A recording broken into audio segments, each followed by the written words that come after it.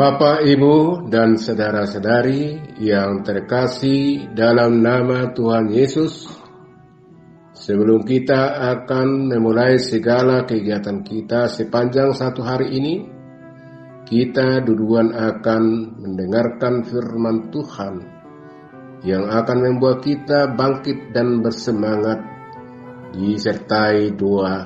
Mari kita bersatu dalam doa, kita berdoa.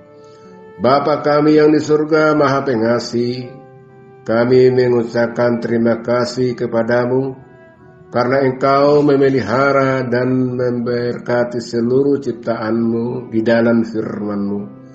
Pagi hari ini kami ingin mendengar firman-Mu.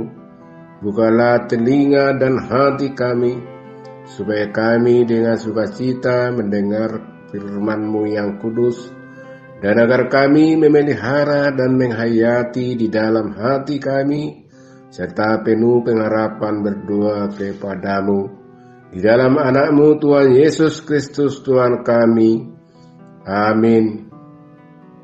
Bapak, Ibu, dan saudara-saudari, nas renungan firman Tuhan pada hari ini Selasa, tanggal 4 Oktober 2022, yang tertulis pada Zakaria pasal 8 ayat 16. Demikian pembacaan firman Tuhan. Inilah hal-hal yang harus kamu lakukan.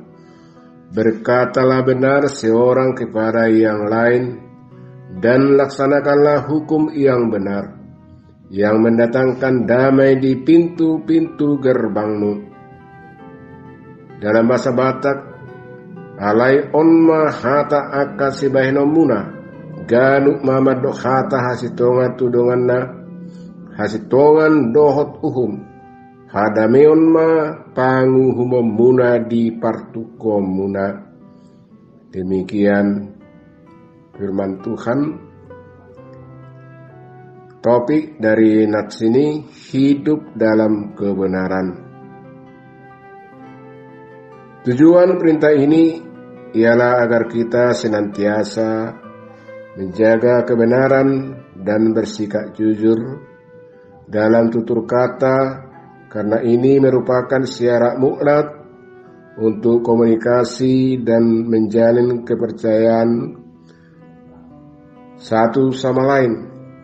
Berkatalah benar seorang kepada yang lain, dan laksanakanlah hukum yang benar.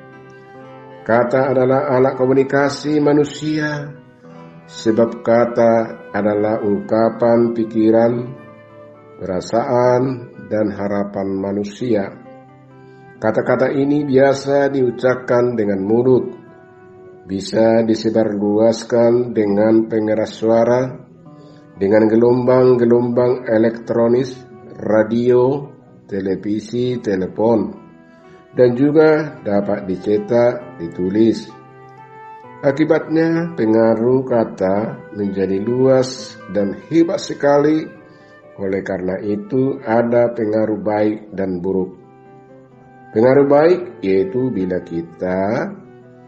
kata itu menyatakan kebenaran, untuk menyebarkan berita, untuk memajukan ilmu dan kebudayaan, untuk pendidikan dan pembinaan mental, untuk menghibur dan menolong, untuk menanam saling pengertian, untuk perawatan, dan sebagainya.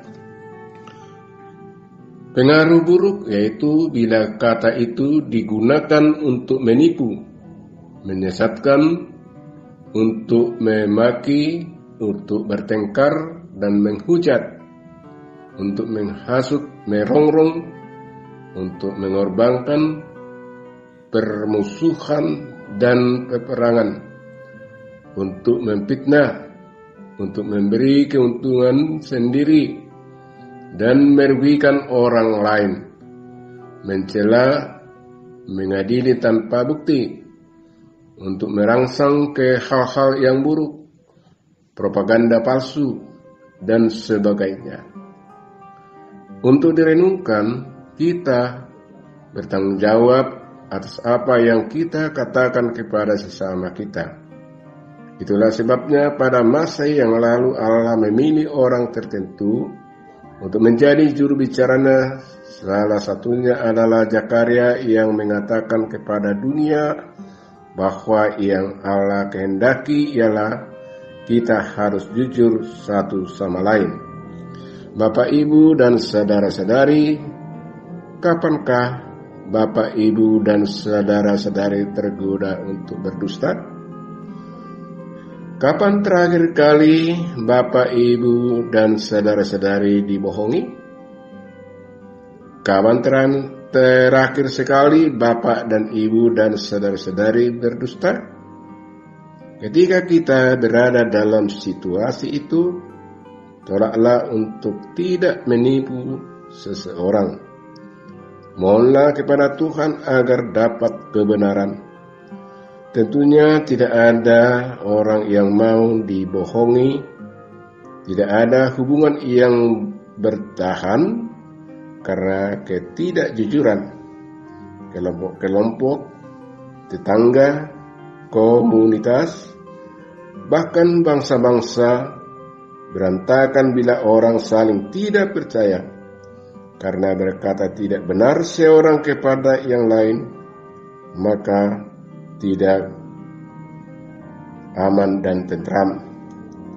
Jika kita hidup dalam kebenaran, maka berkat Tuhan akan berlimpah. Amin. Mari kita berdoa. Allah Bapa yang Maha Baik, biarlah kami mengutamakan Engkau di dalam segala aspek kehidupan kami, sehingga kami mampu untuk setia mengikutimu, agar kami hidup dalam jalan kebenaran-Mu. Bimbing kami Tuhan hidup penuh tanggung jawab, dan jauhkan kami dari orang-orang fasik. Ya Tuhan, berkatilah kami semua jemaat-Mu di dalam Yesus Kristus Tuhan Juru Selamat kami. Amin.